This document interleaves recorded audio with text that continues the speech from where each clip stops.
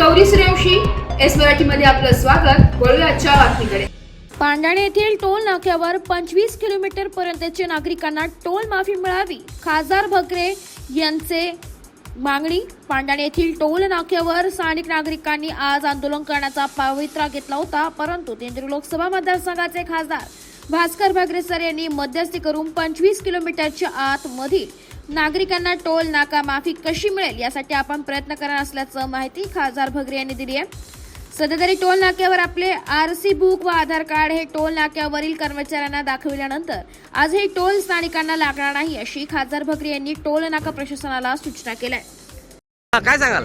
खासदार साहेबांनी तोडगा काढला. खासदार साहेबांनी जो तोडगा काढलेला आहे की हा आदिवासी जो भाग आहे तिथल्या लोकांना जो 25 किलोमीटरच्या आतल्या गाड्या सोडायच्या आहे आधार कार्ड दाखवून, तो एकदम चांगला तोडगा आहे. आणि त्या एस मराठी न्यूज साठी प्रतिनिधी शामराव सोनवणे, वणी.